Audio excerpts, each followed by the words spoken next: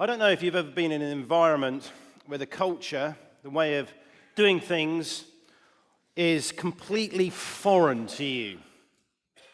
Many of you come from overseas and you've come into the British culture. I'm sure there's lots of things we do. You think, what is going on? When I was at secondary school, every maths lesson was just like that. In those days, dyslexia wasn't really known, so both English, but especially maths, was a complete nightmare to me. The teacher, Mr. Pike, may as well have been speaking a different language, for however hard I tried, I had no idea whatsoever what he was going on about. And then the day came when we did algebra, which was both of these worlds, English and maths, coming into one thing. And it absolutely destroyed me. I can't understand maths, I can't understand English, and now they're coming together. At least that's what it seemed like to me. It was an absolute nightmare. At times, Christianity, Jesus, and even the readings we've just had can seem a little bit like my maths lesson. An absolute nightmare to understand. What's Jesus going on about when he speaks of being blessed when you're poor, hungry, weeping, and hated? What's Jesus going on about when he warns you of being rich, warns you of being well fed, warns you of being popular? What's Jesus going on about when he gives the little story at the end of two builders, two different foundations, and therefore two different futures? What's Jesus going on about when he warns about being rich, well-fed, hungry, popular? It can be a little like my maths lesson, an absolute nightmare to try and understand. Now, if you go along to the Hope Explored in a few weeks' time that Charlie mentioned, it will really help you to get to grips with Christianity. But we're here in Luke. And Luke is saying, if you like, you've had the theory of what Jesus has said in the Sermon on the Plain. Now what I'm going to do is give you the real-life, nitty-gritty example of what it actually means. The nitty-gritty of everyday experience. So in Luke chapter 7, he gives us 4 stories, all of which help us to learn what the blessed life looks like. What the stories of the two builders really mean. The houses, the foundations, the destinations. If you feel you're at the beginning of finding out what Christianity is all about, then Luke chapter 7 is just for you today and in the next 3 weeks. So let's look at chapter 7, and we start off with looking at the Roman. When you read this first story, you'll be forgiven for thinking that this man, a Roman centurion, is absolutely ripe for the sharp end of Jesus' tongue. Was he rich? Yes. Poor? No. Was he well fed? Yes. Hungry? No. Popular? Yep. He's popular both to Romans and Jews, which would have been incredibly rare in that day. Hated? Clearly not. If we were to look at the Roman centurion, the last thing in the world you would have called him was poor. He'd have had a splendid house, he'd have had servants, he'd have had rich food. To look at him, words poor and hungry seem a million miles away, don't they? If you had asked most people at the time of Jesus, at the time that the Roman centurion lived, they'd have longed for the foundation his life was built upon, wouldn't they? And clearly, when he spoke, his words had authority and power. They had the authority and power of Rome. Just as you see in verse 8. Look down at verse 8. For I myself am a man under authority with soldiers under me. I tell this one, go, and he goes. And this one, come, and he comes. I say to my servant, do this, and he does it. When the centurion speaks, who speaks? When the centurion speaks, Rome speaks. So to ignore him, to disobey him, is to die with death. 2 words summed him up. And that was, he is powerful and he's authoritative. Hunger and poverty, a long way from this man. So how does it help us understand Jesus' sermon, this story? How does it help us understand Jesus' story? The rich, powerful Roman centurion has entered a battle we see in this story that's as difficult as anything he's faced in vicious combat, which is clearly what we see explained in the first part of the story. Just look down at verse 1. When Jesus had finished saying all this to the people who were listening, he entered Capernaum. There a centurion's servant, whom his master valued highly, was sick and about to die. Here's this rich man, and he gazes into the eyes of his servant, who he values so very highly, and knows that the illness may be fatal. At this point, just maybe, his eyes survey all his wealth. He looks into the eyes and he looks at his wealth. He looks into his eyes and he looks at his wealth. Just maybe his mind flickers to all the people under his power. It seemed like he had so much authority. But now, his words seem to have authority. They seem to be sufficient and adequate. But when he looks into the eyes of his servant, his words have no authority. And they're utterly inadequate. A mere glimpse at the awesome power of Rome, that awesome machine he was part of. His words were powerful words. His authority did mean something. When he spoke, people obeyed. But not now. Not now. And when he looks into the eyes of the servant he loves, illness looks back and laughs. Laughs at his supposed authority. And soon, the dreaded face of death would appear, and then it will scoff, and it will mock his authority. His words, illness and death, laugh at. I'll never forget the day, my own mother's death. I'll never forget that day. She had emphysema. We knew that going to the hospital this time would be the last time.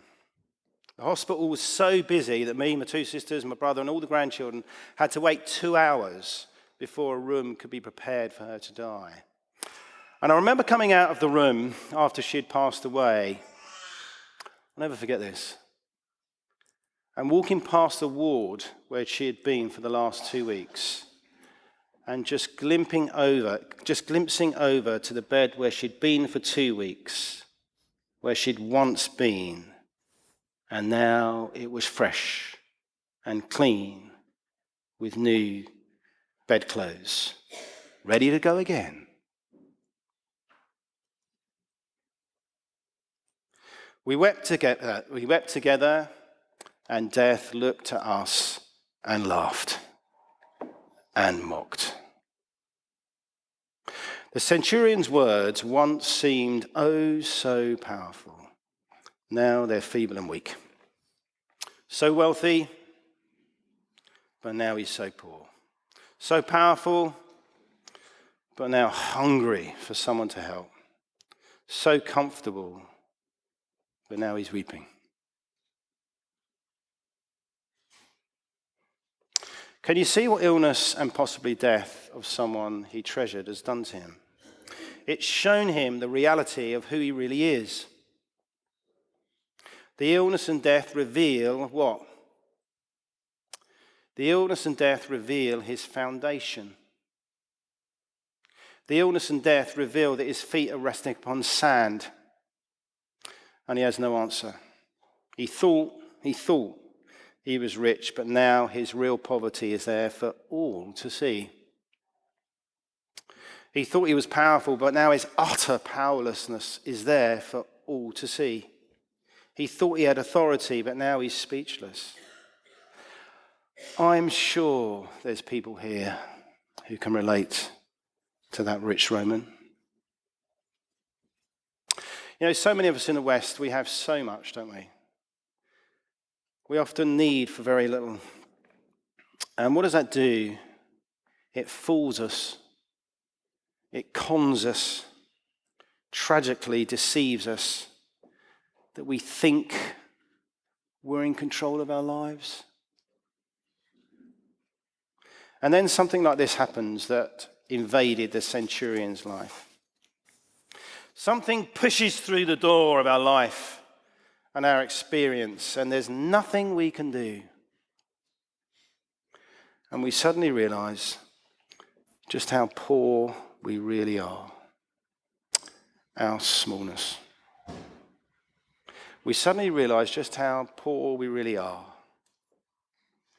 And just maybe at those times, maybe we're brave enough to just stop. To just stop and look around at all the wealth we have and the riches we have, our position and our power, our influence and our material clout. We're courageous enough just to stop and admit that when faced with these situations like the centurion, we're standing on sand. So, what does he do? The response, well, Luke tells us what he does. He does the most sensible thing. Look at verse 3. The centurion had heard of Jesus. The story doesn't actually tell us what he's heard, but I think it would be fair to think that he's heard at least some of the stories that Luke has already included in his gospel. In chapter 4, verse 40, it says, at sunset, the people brought to Jesus all who had various kinds of sicknesses, and laying his hands on each one of them, Jesus healed them. In chapter 5, Luke gives us two more stories. This time, Jesus heals a leper and a paralyzed man. It would only take surely one of those stories for the rich Roman to respond in the way that he did, wouldn't it? I said he was speechless, which isn't quite true, for he speaks the only words that really matter. Look at verse 3. The centurion heard of Jesus and sent some of his elders to the Jews, to him, asking him to come and heal his servant. So he sends them off to hunt for Jesus. And when they find Jesus, what do? Verse 4, they plead with him earnestly. This man deserves to have you do this because he loves our nation and he has built our synagogue. And when Jesus hears their need and sees their pain, what does Jesus do? Well, he's Jesus, isn't he? Of course, he responds. Verse 6, so Jesus went with them. And the next part of this stunning story is really the heart of the story, for it shows us how a human being is to respond when they realize their poverty, when they realize their weakness, when they come face to face with something like death. This part of the story this part of the story shows us how to move from a foundation of sand to a foundation of the rock. Just listen, and I'm sure you will probably work that out. Look at verse 6. How do you move from the sand to the rock? So Jesus went with them. He was not far from the house when the centurion sent friends to say to him, Lord, don't trouble us, for I do not deserve to have you come under my roof. That is why I did not even consider myself worthy to come to you. But say the word, and my servant will be healed. For I myself am a man of authority, with soldiers under me. I tell this one, go, and he goes. This one, come, and he comes. I say to my servant, do this, and he does it. What's the one difference that the Roman centurion recognizes between himself and Jesus? The difference is summed up so succinctly in verse 7. Just say the word. Just say the word, Jesus. Just say the word. Jesus, that's all you've got to do. You've just got to speak. So what are you going to do? I'm speechless. All you have to do, Jesus, is speak. Which, of course, takes us back to the parable of the two builders. How do you know a person is a true follower of Jesus? Look at 6, verse 46. Everyone who comes to me and hears my words and puts them into practice. The rich Roman has put his complete trust, all he has, into the words of Jesus.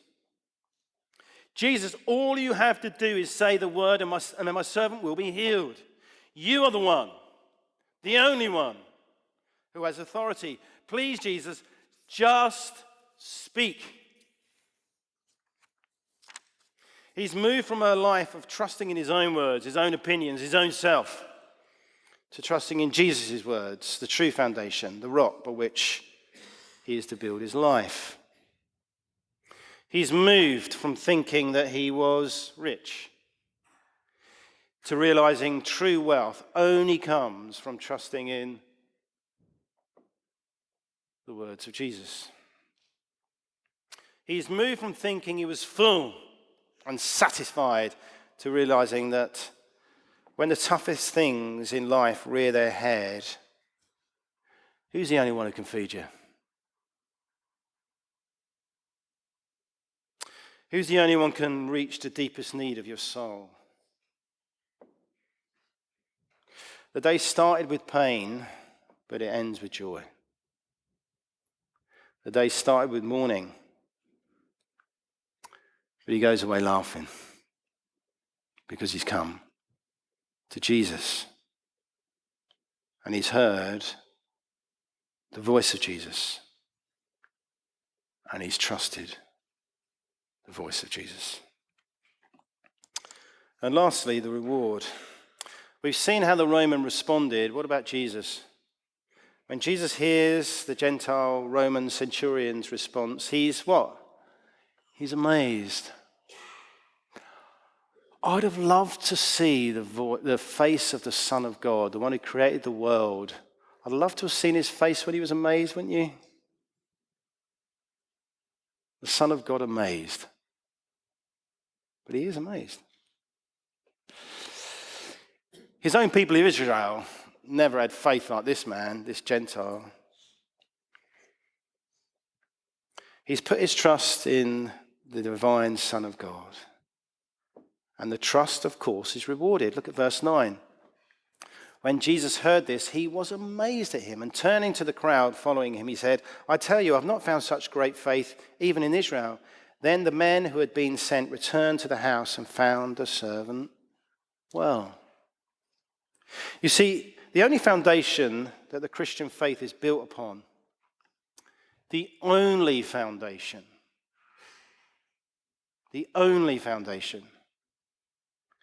that the Christian faith is built upon are the words of Jesus. But they're God's words.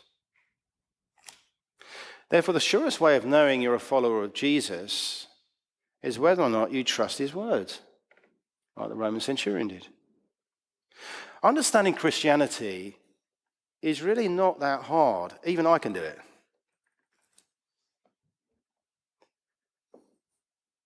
Thankfully, you don't have to be like me in my maths lesson. Christianity is about realizing your poverty before God. Now, getting there is hard. He's the creator. You're the created. We come to him empty-handed. Realizing that, acknowledging that is hard. We come to him with nothing to offer him except our sin, our failure, and our rebellion. We are the rebels. He is the Redeemer, the one who loves us, the one who died for us, the one who took our punishment upon the cross for my selfishness, for your selfishness, so we can be wonderfully forgiven. And when we come to him and we cry out in need, he feeds our soul. He forgives our sin. He says, I want to remake you into the likeness of my Son, what you were created for. That's the word. That's the promise from Jesus. And Jesus says today, will you believe it? That's the rock. Will you move from the sand and stand upon the rock today? Will you align yourself, your core identity, with Jesus and his words? Will it be something else? Trusting only Jesus' words and not your own. For he is the rock. I'm standing on him. Are you? Where else would you want to stand? Where else would you want to stand? Let's bow our heads. Let's pray.